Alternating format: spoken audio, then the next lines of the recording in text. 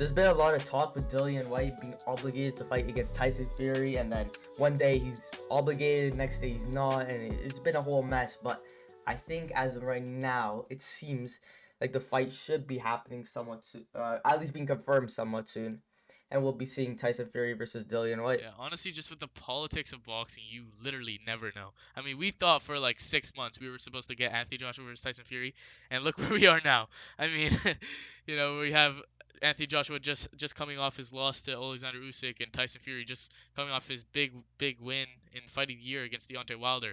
So you really never know where life may take you, and this fight may never happen. It may happen next. Who knows? Because it's a 50-50 in the world of boxing with the promotions and the politics and all this the greedy people in the sport. So you never really know, but if it does happen, that would be great. It would be an amazing fight. That's the fight to make because I mean Dillian White's been a WBC mandatory for several years. He's had a huge win streak before his huge KO loss to Povetkin, but I mean that's really the deal with heavyweights. I mean Povetkin was an older guy, but he was a veteran. He was at one point he was considered one of the best heavyweights in the world. So Yeah.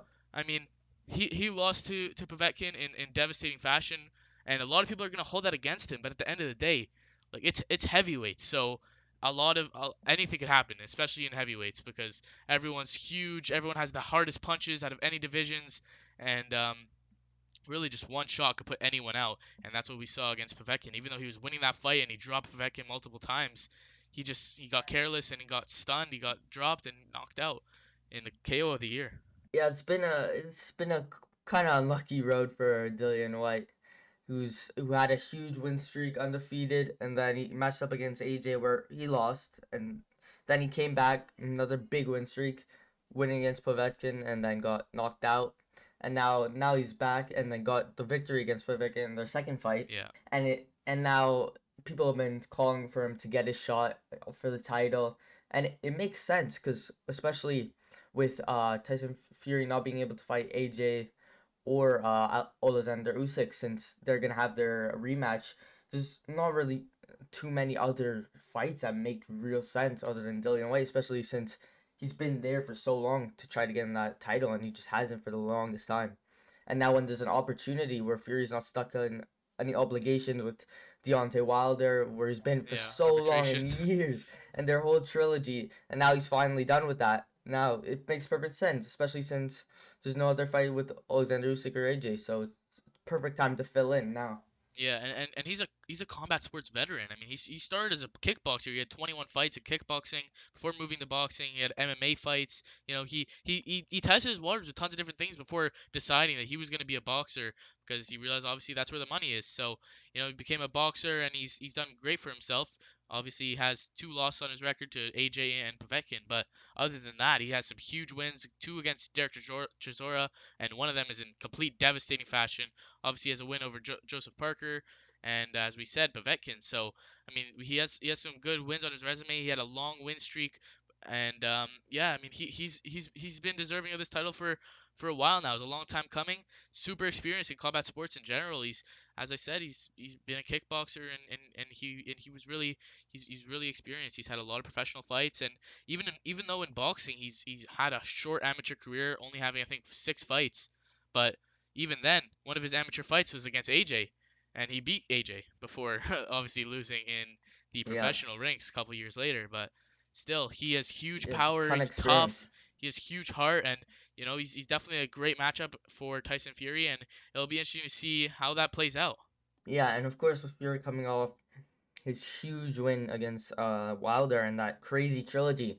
I feel like this is a really good fight for after all that craziness and everything that happened and all the controversy and whatever happened. I feel like now this would be a good fight for Fury to kind of settle back in to kind of championship defending ways. As of course after the Vladimir Klitschko fights, he had a lot of his own personal issues where I had to vacate the belt and everything. So now would be if he really wants to, and this is what he wants to do, would be a good time to kind of stack up those title defenses if he's able to beat, of course, Dillian Whyte, which is still definitely a tough challenge for anyone. I mean, it's going to be interesting to see if Dillian White's going to be the fighter to finally put that loss on Tyson Fury's record.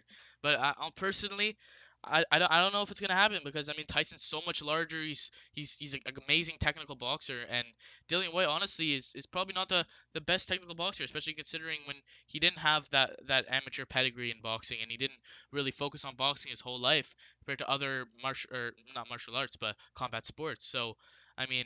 Yeah, it's definitely still an interesting fight. I don't know if he's gonna be able to beat Fury, especially considering Fury likes to use his attributes to his advantage, where he likes to roughen you up and likes to weigh on you and make you gas and different things. But I mean, White's claimed that he's dropped Fury in sparring before, so I mean, who knows?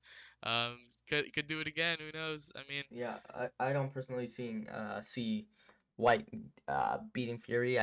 I just see Fury pretty much outboxing him, and who knows now because kind of Fury also has power, definitely for sure. He was able to drop Wilder many times. He has a great chin, and then eventually KO him in devastating fashion. So who knows now? Fury could be a kind of not a knockout artist, but power puncher in his own right. So I feel like that would be a good transition fight, and of course White would finally get the opportunity that he feels like he's been waiting for, and a lot of fans have been as well feels that he's been deserving of, and it would be a good fight, and then whoever wins from there will definitely match up against either Alexander Usyk if he's able to win for a second time against Anthony Joshua, or if AJ is able to redeem himself again and become a three-time champ.